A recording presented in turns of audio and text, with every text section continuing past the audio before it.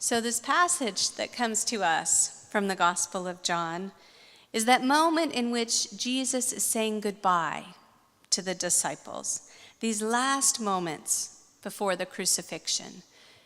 In John's Gospel, there is no Gethsemane. There is that, he leaves out that moment of stay awake, keep in watch, and Jesus is off to the side praying. This is John's version of that moment.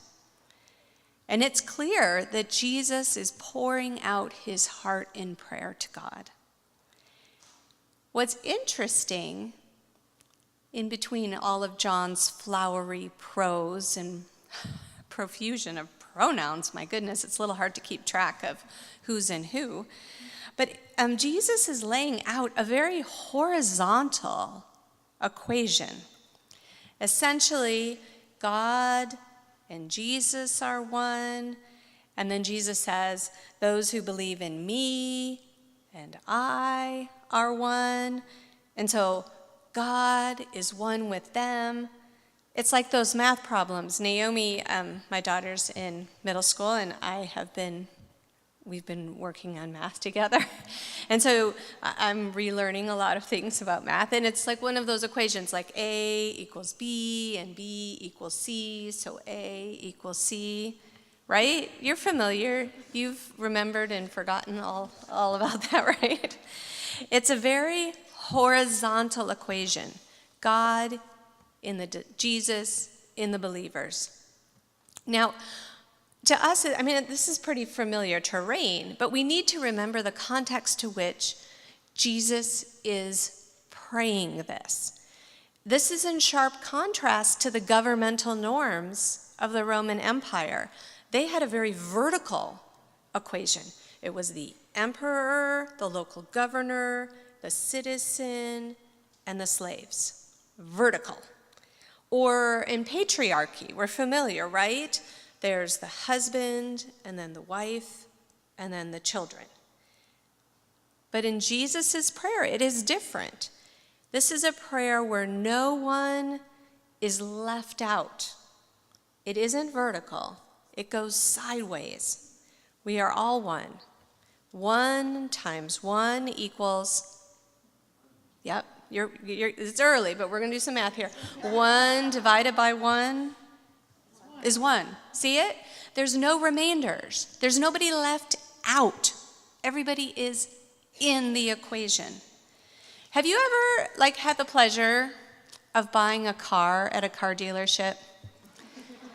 And you're there and you've done your research, you've kicked some tires, and you're like, yeah, I know what I want. That's the one way I want. And the salesman says, let's go into the office. And then, this is the price I can give you. And you're like, heck no, that is way high. And then the salesperson goes and like, well, let me go talk to my boss. And they go around the corner, up and around, out of sight.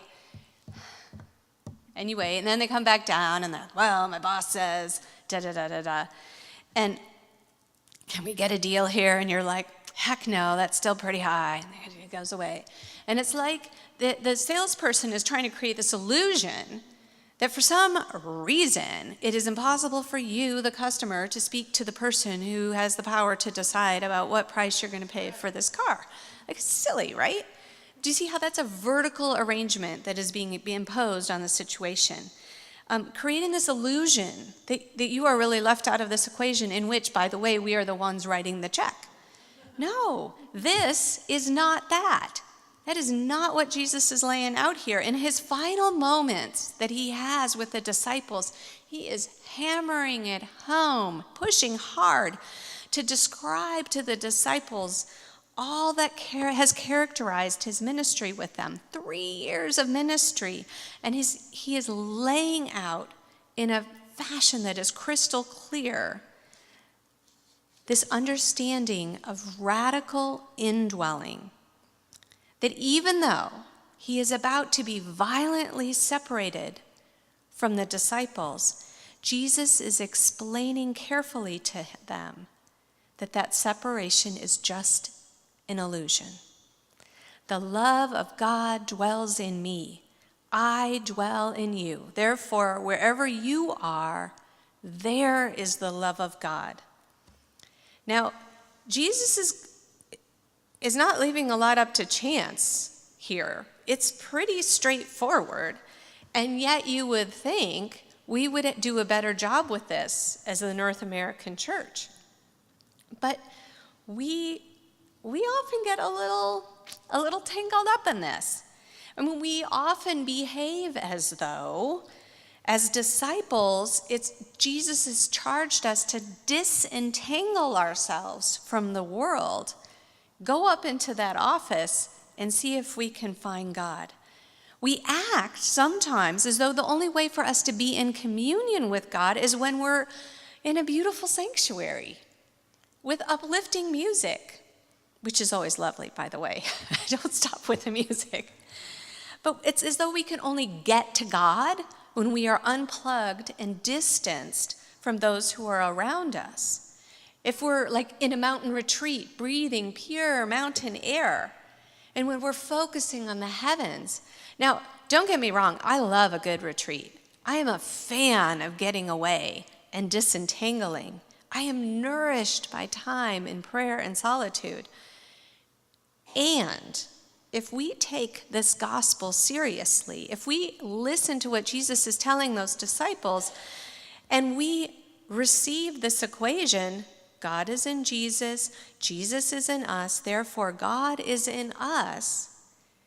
If we take that to its logical conclusion, then we discover that Jesus is teaching us that God will be found in our neighbor and in us. Not necessarily exclusively available at the mountaintop. So, as I mentioned before, I'm a chaplain. And in my ministry at the hospital, a part of my time, I do general rounds. I go door to door, just checking in, see what's happening with folks. And it's important to understand, I'm not bringing God to the patient. I'm walking into their room to discover, to recognize, and to bear witness to the love of God that is already there and very much at work, thank you. Now, LACUSC is a pretty crazy place. How many of you all have actually been there? Were you there as a patient? Were you there visiting someone who had your visit? Oh, good people, you were there. This is awesome. So you know firsthand, there's a lot that goes down at that hospital. And the whole human family shows up on that campus. So when I walk into the room, I don't exactly know who I will find there. So just to give you a little snapshot, the last week I was away the last week, but the week before that, this is just a little sampling of who I visited. There was a young man all alone in ICU. He was suffering from a self-inflicted gunshot wound. He was actively dying, and I prayed with him. I asked God to ease his journey to his eternal rest. Another person I visited was a man in his 30s whose hands had suddenly swollen up so much that he couldn't move his fingers. And I listened as he shared his fears that he would never be able to work as a cook again, and his terror that he wouldn't be able to provide for his family. There was a mother who was continuing her 8-year battle with cancer. Her leg had been removed. A stroke had paralyzed one whole side of her body, and pain was tearing at her bones. And I joined with her in prayer that God would allow her to live long enough to see her daughter one more time. There was a homeless woman whose mental illness was blurring the difference between her dreams and her reality. And I affirmed her in her declaration that she belonged to God, no matter what else was real. There was another mother who has been fighting cancer for 12 years, and now cancer has filled her body with painful tumors, and these tumors were taking her sight and her strength and her voice.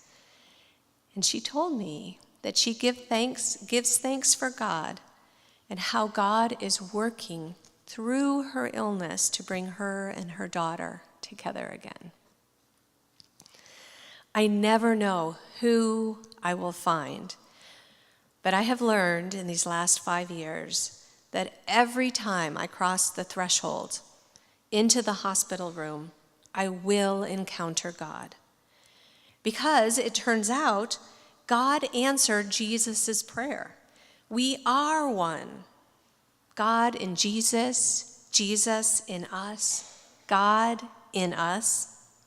In our sickness, in our health, in our seeking, in our finding, in our wounding, in our healing, we are one. We don't need to go to our secluded spa of a sanctuary to find God. God is with us, in us, surrounding us. Now, you probably noticed, I'm not going to lie, the Gospel of John is a little flowery. It's a little hard to get a handle on, where is the rubber going to meet the road on this? So I want to give you a takeaway this morning. I want you to have a picture of God before we leave. So you might not have heard this in church before, but if you have a phone with a camera on it, would you get it out, please? Would you please turn on your phones, dear church? Seriously, when do we get to say this in church? All right, and get your camera on, okay? You guys ready? All right, we're going to get a picture of God. So, got to look up. Oh, wait, I'm just kidding. We're not going to get a picture of God in the heavens. We're just going to get a picture of the ceiling.